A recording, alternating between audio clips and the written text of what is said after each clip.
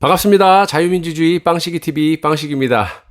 자, 오늘은 제가 좀 이것저것 할 게 좀 많아가지고 영상 업로드가 요거 말고 다음 영상부터는 조금 늦게 올라갈 듯 합니다. 좀 이해 좀 해주시고요. 자, 오늘 날씨가 그렇게 좋지 않습니다. 이 수도권은.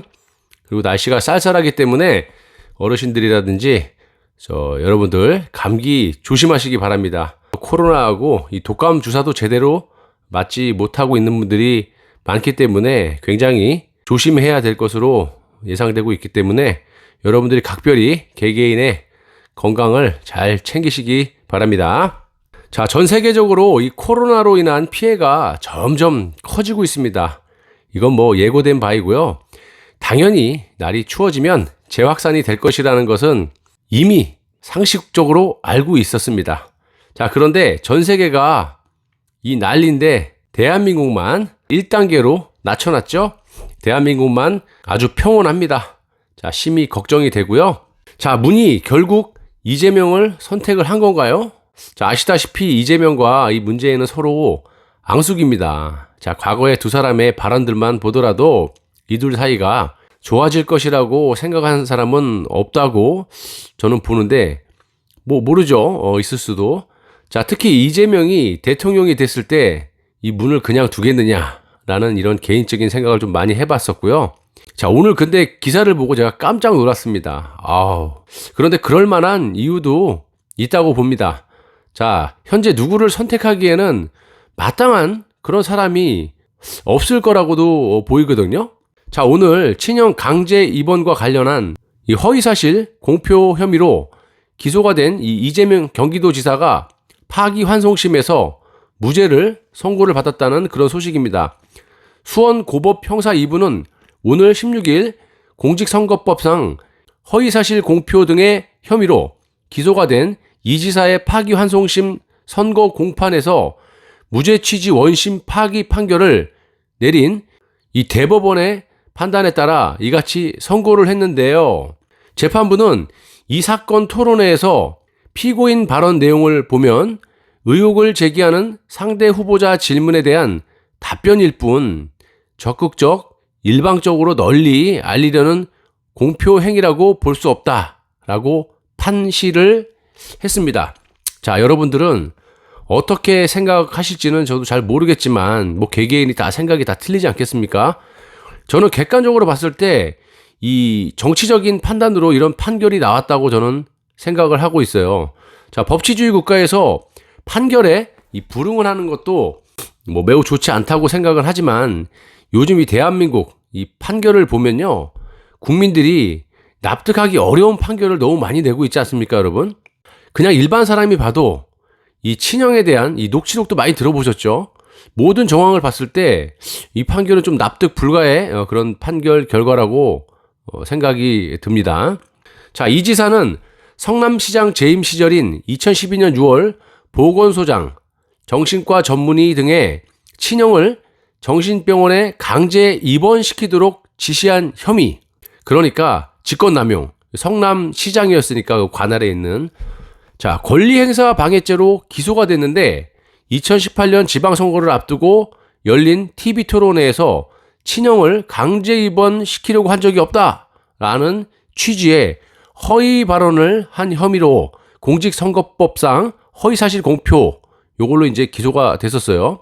이 두 가지를 모두 무죄로 판단한 1심과 달리 2심은 공직선거법상 허위사실 공표 혐의에 대해 유죄로 보고 이 지사에게 당선 무효형에 해당하는 벌금 300만 원을 선고한 바가 있었습니다.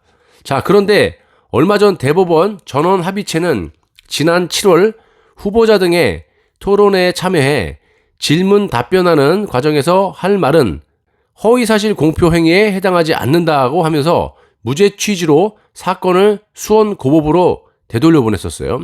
근데 그거를 이제 수용한 겁니다. 이번 판결을 보시면 개인적으로 느낀 점은 지금 여권의 대선 주자로 누가 있어요? 뭐 다른 사람 말고 이낙연하고 이재명 있잖아요. 지금 1, 2위를 달리고 있는 이재명과 이낙연, 이렇게 둘이 있는데, 지금 이낙연은 얼마 전에 제가 방송을 했지만 이 호남권이잖아요. 그러니까 이 호남권 세력하고 이 친문 세력하고 복당을 두고 굉장히 마찰이 있었습니다. 그런데 예전에도 제가 방송을 한 게 있었는데 지금 이 친문하고 이 호남에서 밀고 있는 이낙연, 이제는 호남 출신이 나와야 되는 거 아니냐라는, 그래서 이낙연을 밀고 있는데 굉장히 이 권력 싸움이 치열할 것 같고 그 레이스가 펼쳐지는 게 아닌가 생각이 들어서 이재명과 이낙연 사이에서 이낙연을 또 패스하고 어쩔 수 없이 이재명을 선택한 게 아닌가라고 그냥 개인적으로 건방지게 한번 생각을 한번 해봐요. 자, 오늘까지 이낙연과 이재명의 그 대선 주자 선호도를 보시면 이재명이 20%로 1위고요. 이낙연이 17%로 2위를 달리고 있습니다. 저는 뭐 이런 프로테이지 별로 이렇게 믿지 않습니다. 모든 리서치에 대한 결과는 신빙성이 떨어지고 또 지들이 그렇게 해왔으니까 우리가 뭐 믿고 싶지 않아서 그런 것도 아니고. 자, 그리고 야당 내부에서도 이런저런 말이 나오고 있는 상황에서 저들이 무슨 리서치에서 1등을 하든 2등을 하든 그게 저는 본질이 아니라고 생각하고요. 저들이 지금 저러고 말든 뭐 상관할 필요 없고요. 우리 쪽에 대선 주자로 마땅한 사람이 없다는 게 절대적으로 큰 문제라고 생각을 하고 있습니다. 자, 그리고 야당 내부에서도 이런저런 말이 많이 나오고 있어요. 지금 비대위에 있는 김종인 할아버지, 그리고 부사령관을 맡고 있는 원내대표 주호영, 그리고 이 세력이 지금 거의 뭐 6대4 정도로 반반으로 나눠져 있잖아요. 이 친박하고. 지금 똘똘 뭉쳐서 대응을 해도 참 현찬을 파네.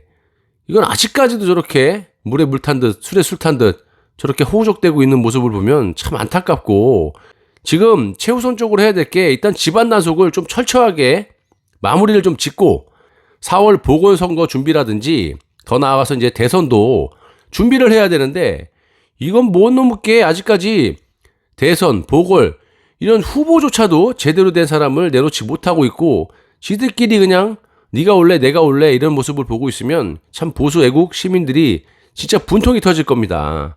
그리고 지금 보면은 의정활동하는 걸 보면요, 그냥 병아리 마냥 삐약삐약만 되지 핵심적인 그런 내용들이 없어요. 어떻게 보면 이 보수 우파 유튜버들이 더 지적을 더 잘합니다. 자, 그래서 굉장히 한숨만 나오고 있고 제대로 된 한 사람만 딱 나와줘도 저들이 뭐를 하던 간 현 시국에서 무조건 승리할 수 있을 것 같은데 참으로 안타깝습니다. 자, 그런 난세의 영웅이 나올 때까지 조금만 더 참고 기다리시고 우리가 할 일만 하고 있으면 될 듯 합니다. 저 역시도 제가 할 일을 똑바로 그냥 올곧게 가면 된다고 생각을 하고요. 꼭 그런 위인이 나올 것이라고 저는 믿고 있습니다. 자, 여러분 화이팅 하시고 이따 다시 영상 때 뵙도록 하겠습니다. 시청해 주셔서 대단히 감사합니다.